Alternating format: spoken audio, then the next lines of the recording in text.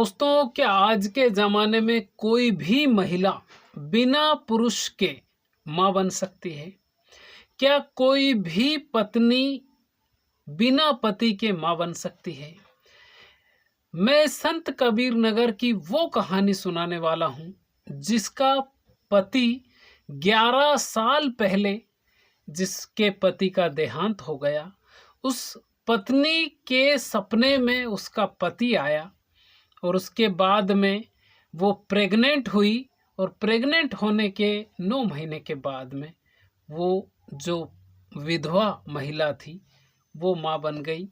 उसके गोद में एक बच्चे का जन्म हुआ। एक ऐसी कहानी मैं आपको सुनाने वाला हूँ जिसको सुनकर आप भी विश्वास नहीं करेंगे, क्योंकि साइंस इन सब चीज़ों को नहीं मानता है कि कोई भी, क्या पति ही नहीं, कोई भी पुरुष अगर सपने में आए और वो उस महिला के साथ में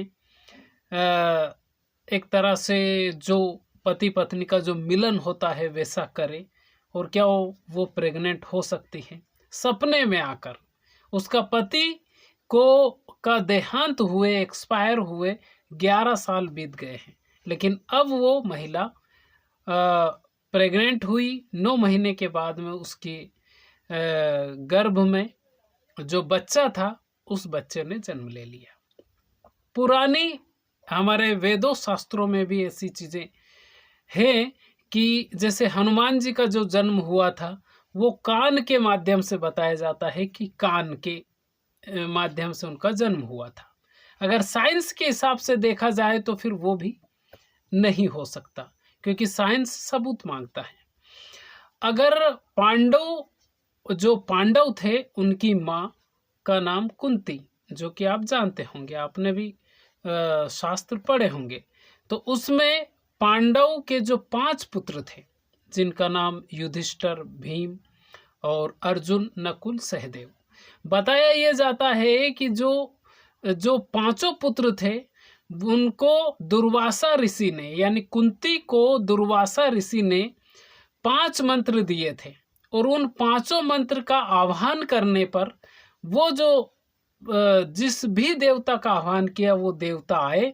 उसके बाद में उनके साथ में, कुंती के साथ में सहवास किया और फिर 5 पांडवों का जन्म हुआ। अब ये भी बताया जाता है कि जो युधिष्ठिर, भीम और अर्जुन ये कुंती के पुत्र थे, और ये जो युधिष्ठिर का जब जन्म हुआ तब यमराज का आह्वान किया गया, और जब भीम का जन्म हुआ तब इंद्र का आह्वान किया गया, और जो भीम का जन्म हुआ तब पवन देव का आह्वान किया गया, और जो नकुल और सहदेव ये माद्री जो उनकी माता थी उनका जो आह्वान किया, तो उनका भी देवताओं के ही कहने आह्वान करने पर उनका जन्म हुआ।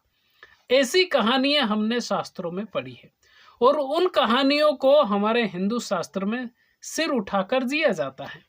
हम पूरे तरीके से हिंदू शास्त्र में उन सब चीज़ों को बड़ी ही आसानी से मानते हैं। लेकिन संत कबीर नगर में जो कहानी या जो घटना घटित हुई है उसको कोई भी आज के ज़माने में मानने के लिए तैयार नहीं है।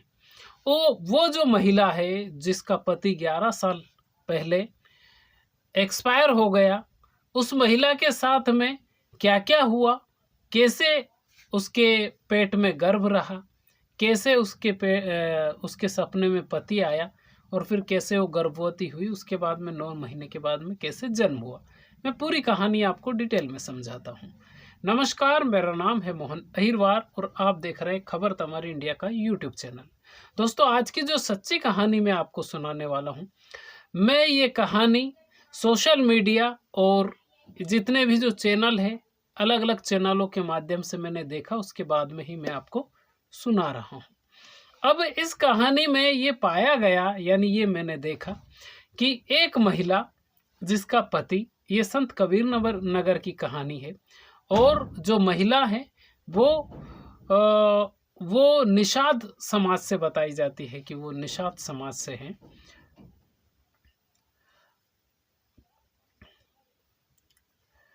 दोस्तों, आज की जो सच्ची कहानी है ये संत कबीर नगर की एक कहानी है। संत कबीर नगर में एक ऐसा चमत्कार हुआ है, अब आप उसे चमत्कार कहेंगे या फिर कुछ और कहेंगे, लेकिन जो कहानी सामने आई है वो विश्वास करने लायक कहानी नहीं है अगर इस लिहाज से देखें तो। लेकिन हमारे शास्त्रों में वो सारी चीज़ें आसानी से हम विश्वास करते हैं, लेकिन आज के ज़माने में विश्वास नहीं करते हैं। दरअसल संत कबीर नगर में एक महिला जिसका पति 11 साल पहले एक्सपायर हो गया, उस महिला की उम्र बताई जाती है कि 40 से 50 साल के बीच में उसकी उम्र है। अब वो महिला अकेली ही रहती है। इससे पहले कोई भी उसको बच्चा नहीं हुआ ऐसा बताया जाता है। और उस महिला का जो काम है, बड़ी ही दयनीय स्थिति में वो अपना जीवन यापन करती है। उसके जीवन यापन का जो तरीका है वो ये बताया जाता है कि वो जो शराब होती है उस शराब को शायद वो बनाती है और उसको बेचती, ऐसा उसमें बताया जाता है। लेकिन अब उस महिला से जब कुछ लोकल मीडिया वालों ने बातचीत की, लोकल चैनल वालों ने बातचीत की, तो उस महिला के गोद में एक बच्चा है और मीडिया वाले ये पूछ रहे हैं कि अगर आपका जो पति है वो 11 साल पहले अगर एक्सपायर हो गया तो फिर आपके मतलब बिना पति के, बिना पुरुष के आप गर्भवती कैसे हो गई? तो उस महिला का ये कहना है कि हमको कुछ भी नहीं पता है। हमारे पति रात में हमारे सपने में आते हैं। उस महिला का ये कहना है कि रात में सपने में आते हैं, यानी उसका पति सपने में आता है और सपने में आने के बाद में उसके साथ में रहता है 1-2 घंटे और सुबह सुबह फिर से चला जाता है, उसकी नींद खुल जाती है। ये उसकी कहानी है। क्या आपको ऐसा लगता है कि ऐसा हो सकता है?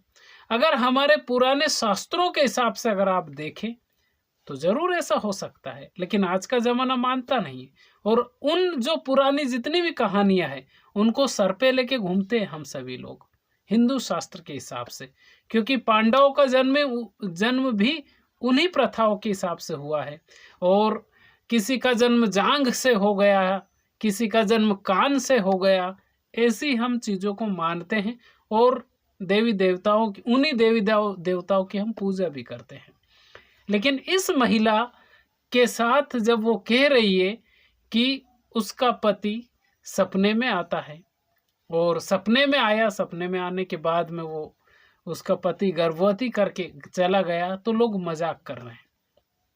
उस महिला का मजाक बनाया जा रहा है एक तरह से, और मजाक भी ऐसा बनाया जा रहा है कि इतने सारे लोग उसके गांव में आ रहे हैं, अलग अलग रिपोर्टर उस गांव में पहुंच रहे हैं। संत कबीर नगर का जो वो गांव है, उस गांव में, उत्तर प्रदेश की ये कहानी, उत्तर प्रदेश के संत कबीर नगर की ये कहानी है। उस गांव में अलग अलग रिपोर्टर पहुंच रहे हैं, उस महिला से बातचीत भी कर रहे हैं। वो महिला अपने गोद में बच्चे को भी रख रही है, लेकिन उस महिला की जो मदद है वो कोई नहीं कर रहा है। आप सोचिए कि वो महिला अकेली ही गुजर बसर करती है, अपना जीवन यापन अकेली ही करती है। बहुत सारे रिपोर्टर वहां पर गए, गांव वालों से भी उस महिला के बारे में पूछ रहे हैं, तो गांव वालों का भी यही कहना है कि ये तो असंभव है। उस महिला का एक कहना ये भी है कि एक रिपोर्टर ने उससे पूछा कि क्या आप नशा करती हैं, तो उस महिला ने कहा कि हाँ वो नशा करती है। लेकिन उससे जब ये पूछा गया कि ये जो बच्चा आपके पेट में, आपके हाथ में है, ये पैदा कैसा हुआ, इस धरती पर कैसे जन्म हुआ इसका, तो उसका यही कहना है कि उसको कुछ नहीं पता है, कुछ भी उस महिला को नहीं पता है कि ये बच्चा कैसे हुआ। अब जो आसपास के लोग हैं, क्योंकि डायरेक्ट वो बच्चा तो पैदा नहीं हुआ भाई, जब किसी महिला के पेट में अगर बच्चा होता है तो 9 महीने 8 महीने तक तो दिखने लग जाता है, क्या किसी को वो बच्चा दिखा नहीं होगा? लेकिन कोई भी उस बात के लिए राजी नहीं है, कोई भी बताने के लिए रेडी नहीं है। अब उस महिला का तो एक ही कहना है कि ये जो बच्चा पैदा हुआ है, ये उसके पति 11 साल के बाद में उसके पति सपने में आए और उसके बाद में गर्भ रहा, उसके सपने में आने के बाद में वो जो भी उन्होंने किया, उसके बाद में ये बच्चा उसके पेट में रहा और जन्म हो गया 9 महीने के बाद में। आप सोचिए, अगर साइंस के हिसाब से देखें तो ये बिल्कुल ऐसी चीज़ है कि कोई भी नहीं मान सकता। लेकिन जैसे हमारे हिंदू पद्धति में चमत्कार बोलते हैं और बोलते हैं, हमारे पुराने शास्त्रों में भी ऐसा ही है कि कोई जांघ से पैदा हो गया, कोई कान से पैदा हो गया। और पांडव तो पांचों के पांचों पांडव मंत्र से पैदा हुए, क्योंकि पांडु के बारे में, ये जो महाराज पांडु थे, पांडवों के पिताजी धृतराष्ट्र के भाई, उनका ये ऐसा कहा जाता था कि वो किसी भी महिला के साथ में मतलब सहवास नहीं कर सकते थे, उनको किसी का ऐसा श्राप था। और जब उनकी मृत्यु हुई तब भी उन्हीं सब चीज़ों के कारण हुई। तो कुंती को कुंती ने बचपन में, जो उनकी माता जी थी पांडवों की, उन्होंने बचपन में दुर्वासा ऋषि की बहुत ज़्यादा सेवा की थी और दुर्वासा ऋषि ने ही उनको फिर 5 मंत्र दिए थे और उसके बाद में पांडवों को जन्म हुआ। अब पांडवों के ऊपर ही फिर पूरी कहानी चलती है, महाभारत पूरी पांडवों के ऊपर बनी। भगवान श्री कृष्ण भी पांडवों से मिले, उसके बाद में पांडवों का उन्होंने साथ भी दिया, मतलब उसके बाद में सारी कहानियां हुई। लेकिन जो जड़ है वो ये है कि पांडु के वो पुत्र नहीं थे, वो थे अलग अलग देवताओं के। जैसे मैंने बताया कि इंद्र, सूर्य और यमराज कुंती के पास आए।